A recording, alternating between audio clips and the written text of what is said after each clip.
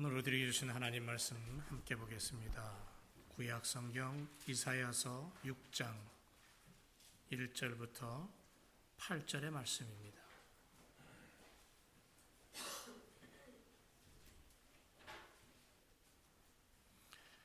구약 성경 이사야 6장 1절에서 8절까지 제가 앉아 읽고 그 다음 절 여러분들이 읽고 말씀 교독하며 하나님 앞에 영광 올려드립니다. 이사야 6장 1절 우시야 왕이 죽던 해에 내가 본즉 주께서 높이 들린 보좌에 앉으셨는데 그 옷자락은 성전에 가득하였고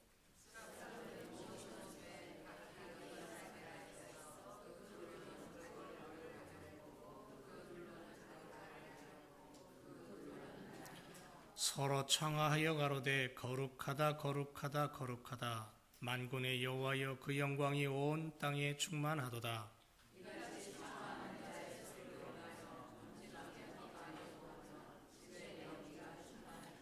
그때에 내가 말하되 화로다 나여 망하게 되었도다. 나는 입술이 부정한 사람이요 입술이 부정한 백성 중에 거하면서 만군의 여호와이신 왕을 배웠음이로다.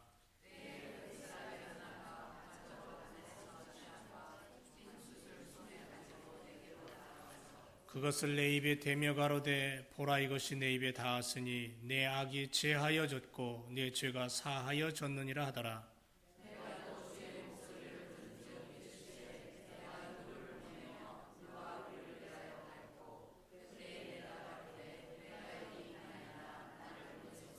아멘. 한번 따라하겠습니다. 부르시는 하나님과 함께. 오늘 말씀의 주제는 부르시는 하나님, 그 하나님과 함께하는 인생으로 우리가 살아야 될 줄로 믿습니다. 봄이 오면 앙상이 죽어있던 나뭇가지마다 싹이 돋습니다. 지난주에는 교회 교육관 옆에 개나리가 이렇게 노랗게 싹을 틔다가 갑자기 추워지니까 사라져 버렸어요. 어디로 온 거 싹 죽었는지 싹 사라졌는데 오늘 아침에 보니까 또 노랗게 다시 몸을 트는 것을 볼 수 있습니다. 참 놀랍습니다. 꽁꽁 얼어붙은 땅바닥에서도 생명이 솟아오르고 거기서 꽃을 피고 이런 자연의 모습을 보면서 우리는 하나님의 손길이 참 놀랍다. 때로는 제가 카메라를 들이대고 그 예쁜 꽃을 찍을 때면 마음속으로 하나님 앞에 박수를 치고 그럽니다. 참 너무 놀랍고 신비로워요. 영을 소유한 우리들이 각박한 이 세상 앞에서 우리 자신도 그렇게 물들 수밖에 없고 그렇게 살아갈 수밖에 없는 연약함이지만 하나님의 자녀다움과 영성을 소유하고 나는 천국 백성입니다라는 천국 백성다움을 잃어버리지 않는 그 삶이 오늘 우리에게 필요할 줄로 믿습니다. 그래서 지난 금요일부터 주일 오후까지 우리는 우리들의 메마르고 거칠고 황폐해졌던 이 심령들을 갈아엎고 새로운 땅으로 일구었던 그런 시간들을 보냈습니다. 지난 한 주간 여러분들의 손길과 또 함께한 모든 성도들 모든 그 모습 앞에 참 감사를 드립니다. 여러분 지난 주일 주보에 나와 있는 글을 읽어보셨습니까? 예배당에 들어오면 아침에 우리 최양성 원사님은 조자리에 앉으셔서 주보를 일일이 들여다보시고 주보에 나와 있는 글을 일일이 읽어보셔요. 읽어보셨어요? 기억나세요? 무슨 글이 있었는지? 다 잊어버리셨죠? 괜찮아요. 제가 또 지금 얘기하려고 그럽니다. 지난 주보에 이런 글을 제가 올렸습니다. 하나님은 비전에 사로잡힌 소수의 사람을 통해 세상을 변화시키십니다. 노아, 아브라함, 요셉, 여호수아, 다윗, 다니엘, 예수님의 11 제자 그리고 바울 등 이들은 모두 역사에 길이 남는 하나님의 사람들이었습니다. 이들은 바로 비전에 사로잡힌 자들이었으며 그 비전을 이루기 위해 초지일관 달려간 믿음의 사람들이었습니다. 오직 하나님의 영광을 바라보고 오직 예수 그리스도의 십자가를 앞세우고 살았다는 말입니다. 그들은 세상을 변화시키며 시대를 이끌어갔습니다. 그리고 하나님은 지금 우리들에게 그러한 기회를 주고 계십니다. 21세기는 빠르게 변해가는 시대이고 행복을 만나기 쉽지 않고 영성의 사람들을 만나기 또한 힘든 시대입니다.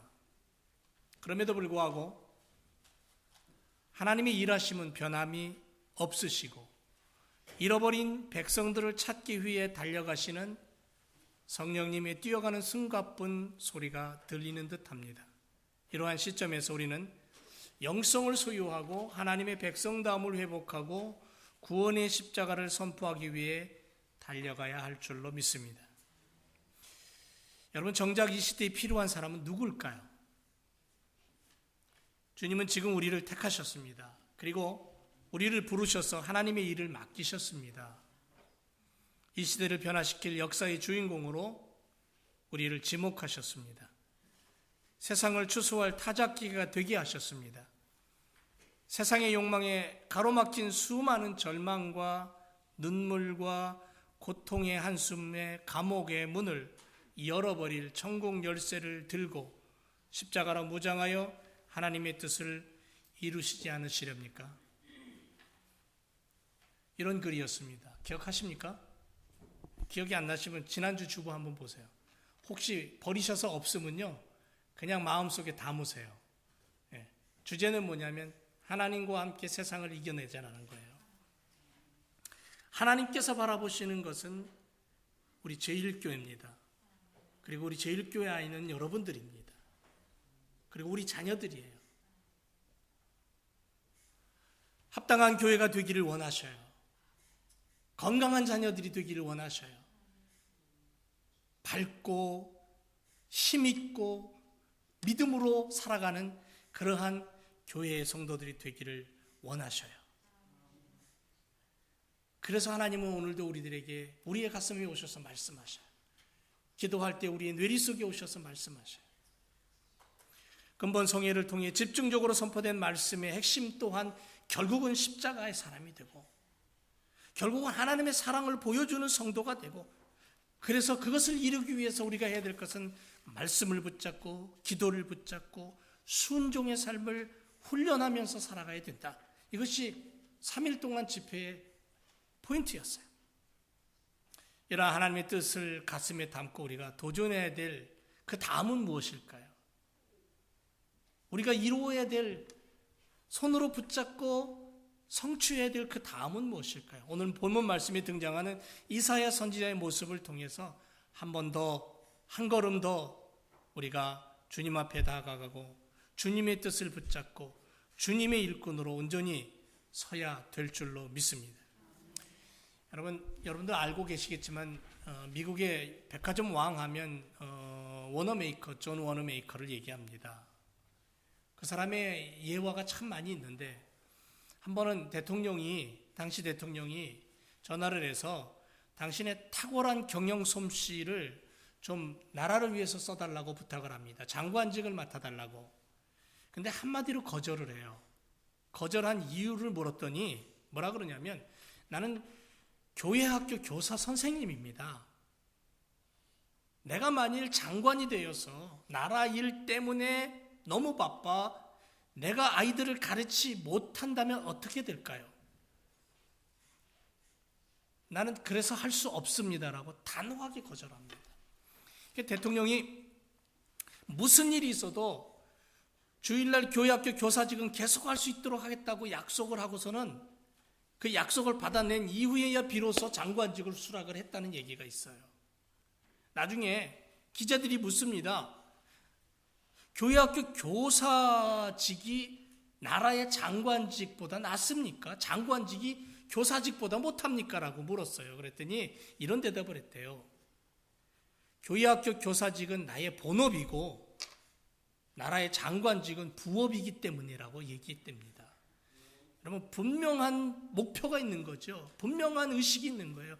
내 일생을 다해서 하나님의 교회에서 아이들을 가리키는 교사가 내 본업이다라는 거예요. 죽는 날까지 할 수 있는 일이라는 거예요. 해야 될 일이고, 장관직은 한 해 두 해 하다가 그만둬야 될 부업에 불과하다라는 얘기를 분명히 하는 거예요. 여러분, 하나님께서 우리를 부르셨어요. 구원의 반열에 세우셨어요. 생명 주셨어요. 그 생명은 하나님의 지극한 사랑 때문에 얻게 된 거예요. 성경을 들여다보고 가만히 한번 묵상해 보세요. 하나님이 나를 사랑함이 얼마나 크고 위대한가를. 세상에 그 어떤 사람도 내 주변을 다 떠납니다. 그 어떤 좋은 것도 나를 다 떠나게 되어 있습니다. 그런데 마지막 순간까지 나를 버리지 않는 것은 하나님입니다. 내 육체가 썩어서 흙이 되는 그 순간에도 내 영이 하나님 나라에 들어가서 하나님과 함께 영원히 살겠다고 분명히 약속했습니다. 그래서 우리는 부르심에 합당하게 숨쉬고 부끄러움 없는 삶을 살아야 할 의무와 책임이 우리에게 주어진 겁니다. 검은 머리 팥뿌리가 되도록 일평생 해야 될 본업이 뭐냐면 하나님 나라를 바라보고 하나님 나라를 세우기 위해 십자가의 주님을 바라보며 영혼 구원의 길을 걸어가는 삶이 되어야 될 줄로 믿습니다. 이거 외에는 없는 거예요. 이러한 강한 소명감을 가져야 분명한 하나님의 백성으로 살아갈 수 있는 거예요. 여러분, 이렇게 살지 않겠습니까? 한번 좀 다짐해 보세요. 나는 이런 사람이 되기를 원합니다라는 그런 꿈이 없습니까? 이러한 믿음과 은혜로 살아갈 때 우리는 주님의 제자됨을 보여줄 수 있는 거예요. 우시아 왕은 하나님을 의지하고 순종하는 삶을 살았던 왕입니다. 하나님은 우시아의 신앙과 경건함을 인정하셨어요. 그가 다스리는 남왕국 유다를 그래서 심히 부강한 나라로 만들어 주셨어요. 그 결과 남왕국 유다는 정치와 경제, 군사 모든 면에 있어서 강한 나라가 됐어요. 주변에 있는 모든 나라의 명성을 듣게 되었고 모든 주변의 나라들이 그 나라를 부러워하기 시작했어요. 이렇게 선한 왕이었습니다. 남유다 역사의 모든 왕들 중에서 가장 뛰어나고 하나님을 섬기고 부강한 나라를 만들었던 우시아입니다. 그런데 우시아가 죽습니다. 그때 남왕국 유다에 심각한 빨간불이 켜집니다. 국가적인 비상사태가 펼쳐집니다. 기다렸다는 듯이 어둠이 밀려옵니다. 우상의 무리들이 밀려오고 정치, 경제, 종교적으로 타락하는 모습들을 보게 됩니다. 혼란한 시점 앞에 모든 일을 뒤로 미루고 성전에서 기도하였던 이사야를 통해 하나님은 일하시는 것을 보게 됩니다. 여러분, 위기가 반드시 찾아옵니다. 우리 인생에 있어서 어둠이 힘을 발휘하고 절망과 고통을 밀어넣을 시간이 우리들에게는 반드시 있습니다.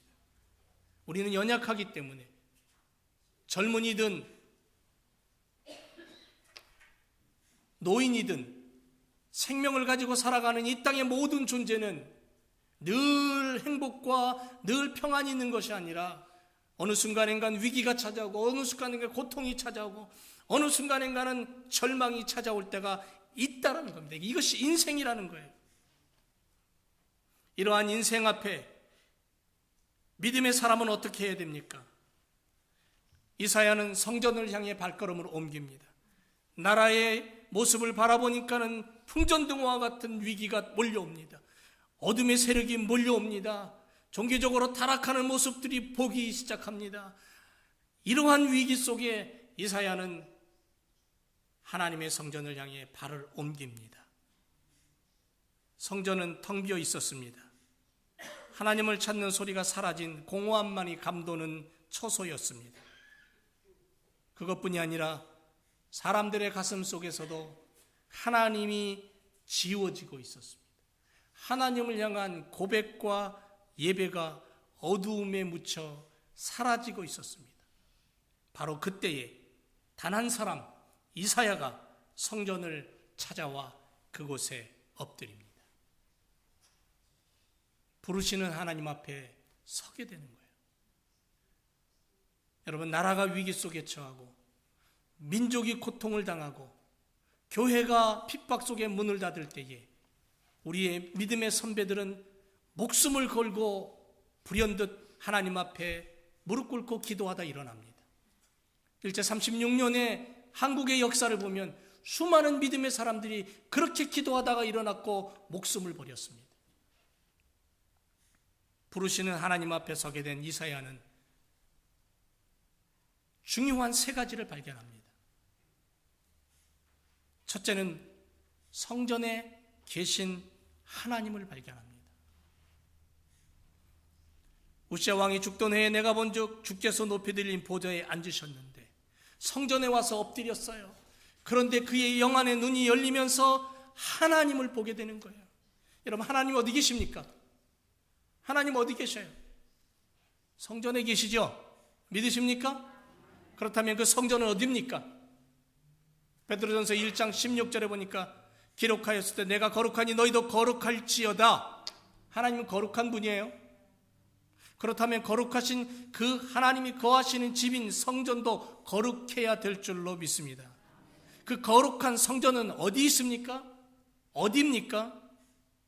성경은 이렇게 말합니다. 너희들이라고, 우리라고. 그래서 고린도전서 3장 16절에 너희가 하나님의 성전인 것과 하나님의 성령이 너희 안에 거하시는 것을 알지 못하느냐? 우리들이 하나님의 성전이고 성령 하나님께서 거하시는 처소라고 말하고 있어요. 그 성전된 사람들이 모여서 하나님을 예비하는 곳이 예배당이에요. 그래서 교회를 크게 둘로 나눕니다. 하나는 보이는 교회와 또 하나는 보이지 않는 교회로 얘기합니다. 보이는 교회는 건물인 교회예요. 우리가 지금 앉아있는 이 건물이 예배당이 교회예요. 그리고 또 하나의 교회는 살아 움직이는 성도들의 가슴이 교회예요. 생각이 교회고 입이 교회고 눈이 교회고 걸음이 교회라는 거예요. 너희는 살아 움직이는 성전이라고 했기 때문에 성도들 자체가 하나님의 성전이 되는 거예요. 그런데 중요한 것은 보이지 않는 이 성전이 하나님 앞에 온전히 살다가 일주일 만에 정한 예배 시간에 모여서 그 성전들이 모여서 예배당에서 하나님 앞에 예배 드릴 때 그 예배를 하나님이 더 기뻐하신다는 거예요. 구약 성경에 모세를 통해서 하나님이 성막을 지으라고 하셔요. 내가 거기 임재하겠다 그러셔요. 성막을 지어놓고 하나님 앞에 예배 드릴 때 하나님이 진짜로 거기 임하셔요. 하나님이 임재가 얼마나 두려웠으면 하나님이 구름과 함께 하나님의 임재가 얼마나 강력했으면 백성들이 감히 엎드려서 고개를 들지 못해요. 시내산에 하나님의 임재가 임합니다. 하나님이 시내산에 임재하십니다. 내려오십니다. 그때 그 광경을 성경을 출애굽기 이하로 읽어보면 얼마나 강력했으면 천둥 번개가 치고 검은 구름이 밀려오고 감히 산 근처에 갈 수도 없어서 멀찍이서 백성들이 고개 들지 못하고 땅에다 고개를 쳐박고 두려움에 떨고 있는 모습들을 보게 됩니다. 솔로몬이 예루살렘 성전을 봉헌하고 하나님을 지어서 하나님 앞에 올려드리고 봉헌식을 할 때에 하나님이 얼마나 기쁘셨으면 그 예루살렘 성전에 하나님의 임재가 나타납니다. 백성들이 두려워 다 고개를 숙이고 엎드립니다. 하나님은 성전에 임하십니다. 그 성전에 하나님이 임재할 때 하나님의 영광이 나타나고 하나님의 능력이 나타나는 거예요. 여러분, 우리가 예배드리는 이곳에 성령 하나님께서 지금 오셔서 우리 가운데 좌정하시는 거예요. 예배드릴 때에 두려움이 생기고 예배드릴 때에 하나님의 임재를 느낄 수 있어야 되는 거예요. 그런데 그 임재를 우리가 어떤 때 느끼냐면 보이지 않는 성전된 삶을 살고 보이는 성전에 나와 하나님 앞에 진실하게 설 때에만이 가능하다는 거예요. 하나님 거룩하십니다. 거짓된 하나님 아니셔요. 보이지 않는 성전된 성도들의 생각과 말과 언어와 그리고 행동과 가슴이 하나님을 향하여 거룩한 하나님 앞에 온전히 살아가다가 말씀을 붙잡고 살아가다가 예배하며 살아가다가 보이는 성전인 건물인 예배당에 와서 그 성전된 성도들이 하나님을 향해 예배할 때에 하나님이 그 가운데 인지하심을 느끼게 되는 거예요. 그 예배 속에 하나님의 음성이 들려오는 거예요. 성도들의 가슴 속에 하나님의 음성이 들려오는 거예요. 그럴 때 성도들이 힘을 얻는 거예요.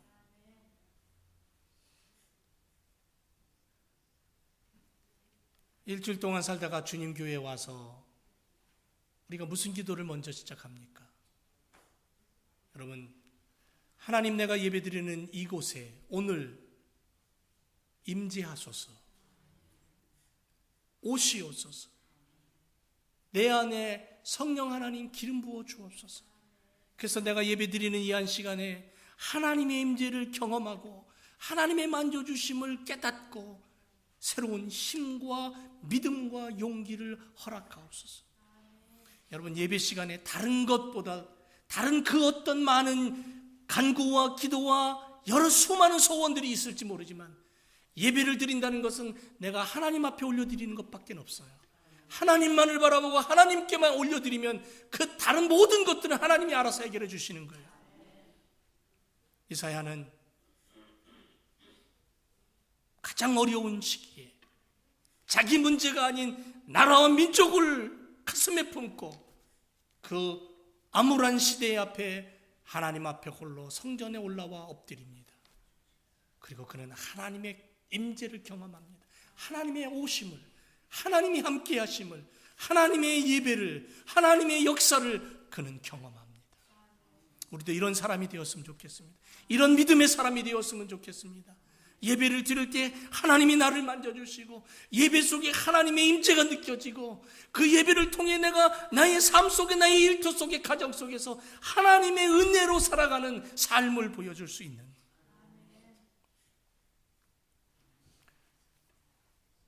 우리의 날마다의 삶은 예배의 삶이어야 합니다.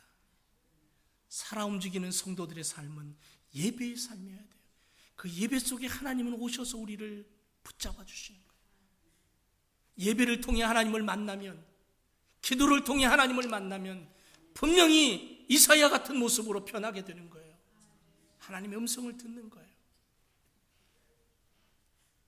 또 하나, 이사야가 발견한 것은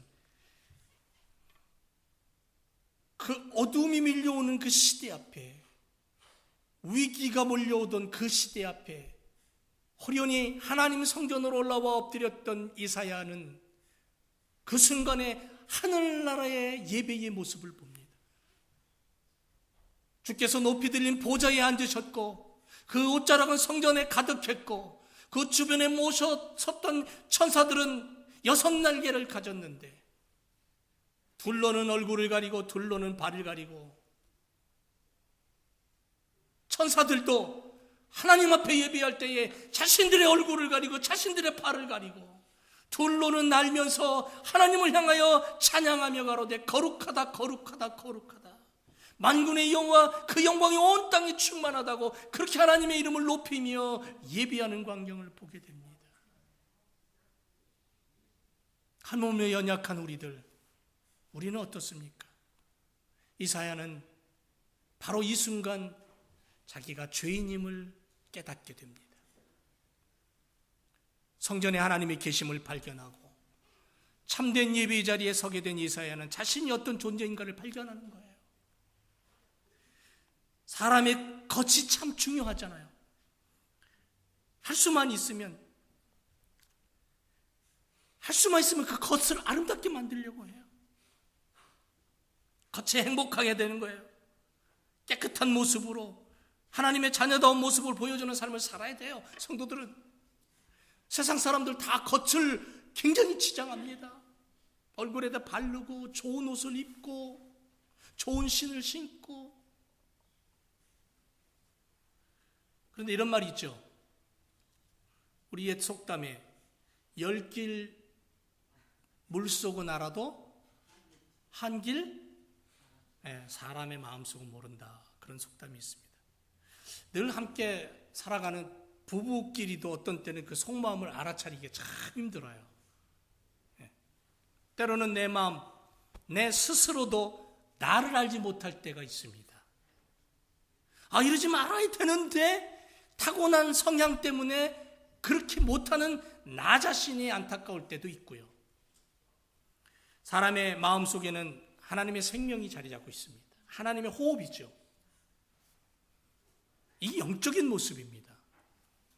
그래서 매우 민감해요. 아주 민감하게 반응합니다. 믿음의 사람들이 말씀과 기도로 예배의 삶을 살게 되면 그 민감한 하나님의 생명이 자꾸 꿈틀거리고 움직이고 뭔가를 이야기하셔요. 굉장히 예민하게 반응합니다. 그러다가 내가 세상 속에, 죄악 속에, 세상의 문화 속에 내가 자꾸 들어가면 그 하나님의 생명이 내 안에서 예민하게 반응하는 거예요. 그러면 안 되는데. 그러지 마. 그거 하나님 원하는 거 아니야. 성경의 사람은 그렇게 하면 안 돼. 내 마음을 두드리는 거죠. 방망이질하는 거예요. 그래서 사도 바울 로마서 7장에서 고민하는 게 뭐냐면 나는 정말 고통스러운 삶을 사는구나. 내 마음엔 두 마음이 싸워. 하나는 선한 마음이고 하나는 악한 마음이야. 그런데 가만히 들여다보니까는, 자기 삶을 들여다보니까는 늘 악한 마음이 선한 마음을 이기는 거예요. 그래서 고통스러워서 하나님 앞에 엎드려 기도하는 모습이 나와요. 이사야는 성전 안에 들어와서 영안이 열리고 천사들이 하나님께 예배드리는 광경을 목격해요. 저 같으면 너무 좋아가지고 막 감격스러워서 넋을 잃고 막 어쩌면 춤추고 막 하나님 앞에 두 손 들고 찬양하고 할렐루야 할지 모르겠지만, 저 같으면 그럴 것 같은데 이사야는 아니었어요.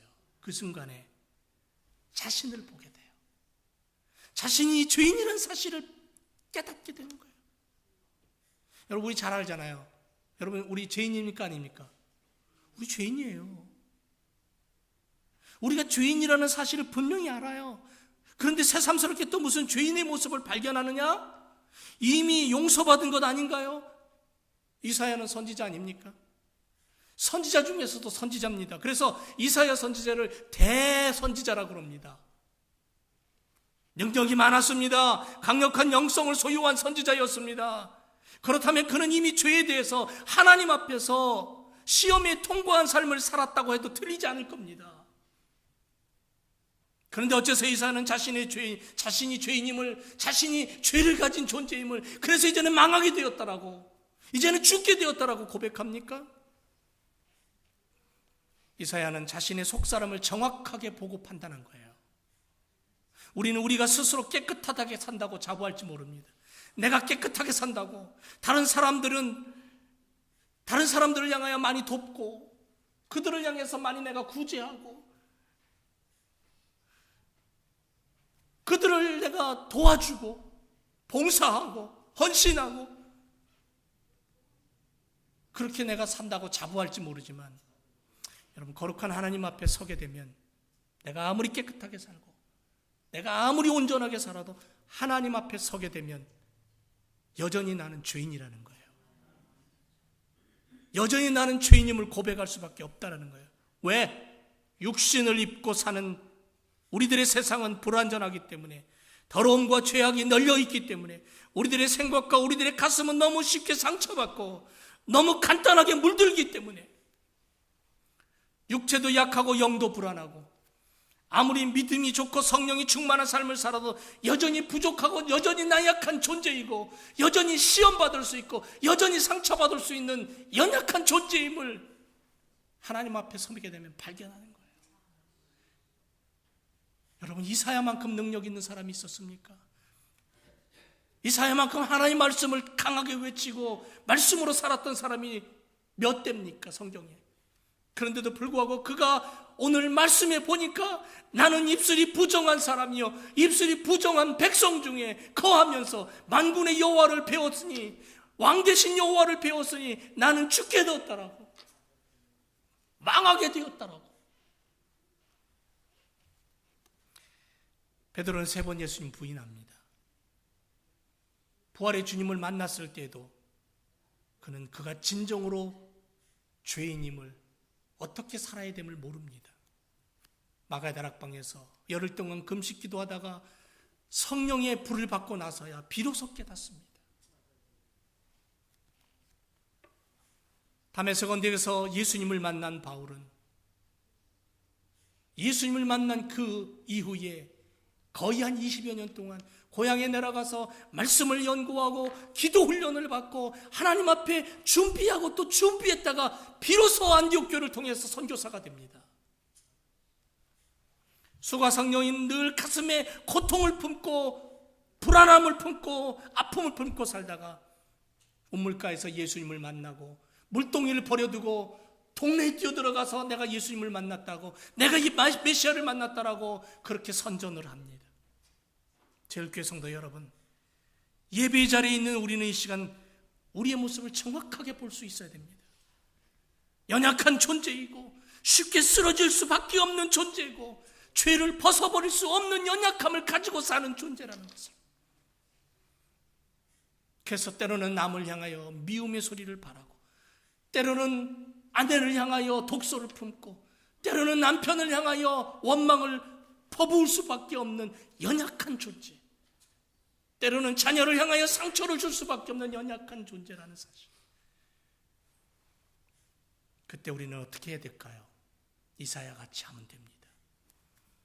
주님, 나는 죄인입니다. 부정한 모습으로 살 수밖에 없는 연약함을 가지고 있습니다. 그래서 주님의 손길이 필요합니다. 날마다 더러움을 씻어내고 순간마다 거룩한 성령의 두루마기로 무장하게 하옵소서.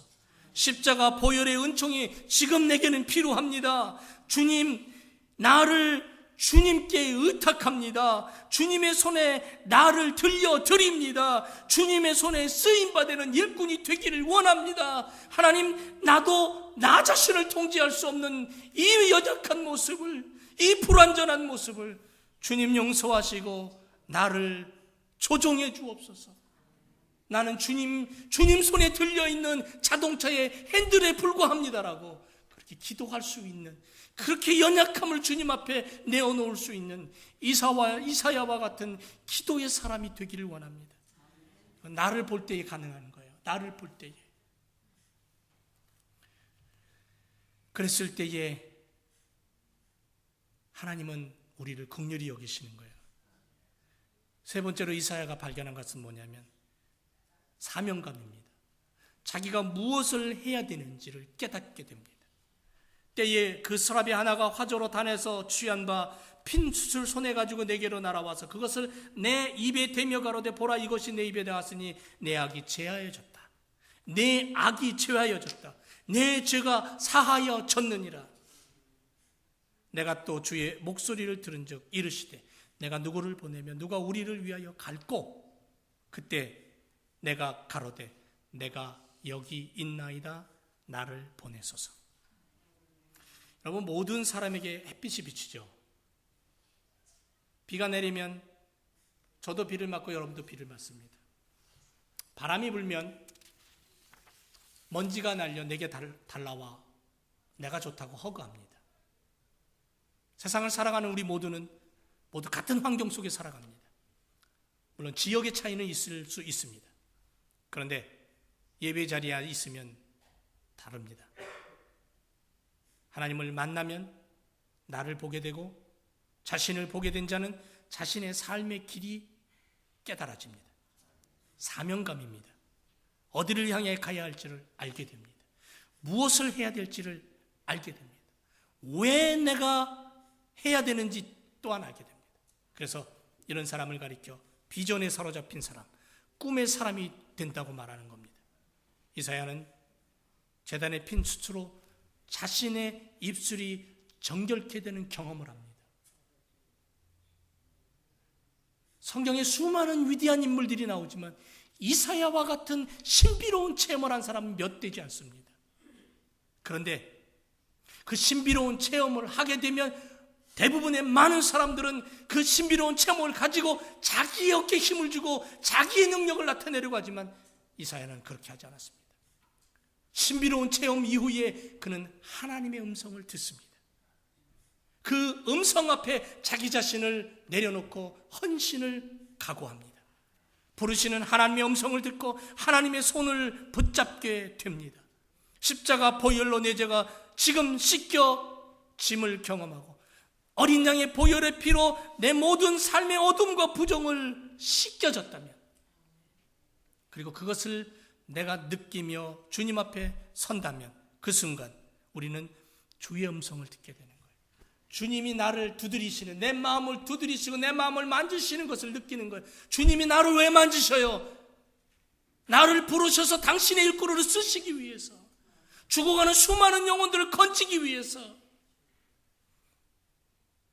과거에는 남을 미워하고 시기하고 질투하고 원망했고 나만을 알고 욕심 속에 살았던 나 자신을 주님이 깨트리시고, 그리고는 내 안에 주님의 마음을 부어주시는 거예요. 영혼을 사랑하는 마음, 고통받는 민족을 향하여서 걸음을 옮길 수 있는 마음. 주님, 내가 여기 있습니다. 주님, 나를 사용해 주세요. 내가 가겠습니다. 이사야는 자신이 이 암울한 시대 앞에 사랑하는 민족과 백성들 앞에 무엇을 해야 되는지를 깨닫는 거예요. 비전이 꿀통거리고 가슴 가득 하나님의 꿈으로 가득 찬 사람이 되는 거예요. 그리고는 9절에 보니까 바로 이어서 이렇게 말합니다. 여호와께서 가라사대, 8절 끝은 머리에 이사야가 내가 여기 있습니다. 주님, 나를 보내세요. 내가 가겠습니다라고 고백한 이후에 바로 이어서 여호와께서 가라사대, 가서 이 백성에게 이르기를, 너희는 듣기는 들어도 깨닫지 못할 것이고 보기는 보아도 알지 못하리라. 이 백성의 마음이 둔하여지고. 이사야를 향해 부르시는 하나님은 기다렸다는 듯이, 여러분, 이 시간 우리가 주님 앞에, 주님, 내가 주님을 가슴에 품고 주님의 부르심 앞에 서기를 원합니다라고 고백하기만 하면 주님은 내 안에 말씀하시니까 기다렸다는 듯이. 사랑하는 제일교회 성도 여러분, 성경의 하나님은 거짓의 하나님이 아닙니다. 성경의 하나님은 미움과 시기와 질투로 가득 찬 하나님은 아닙니다.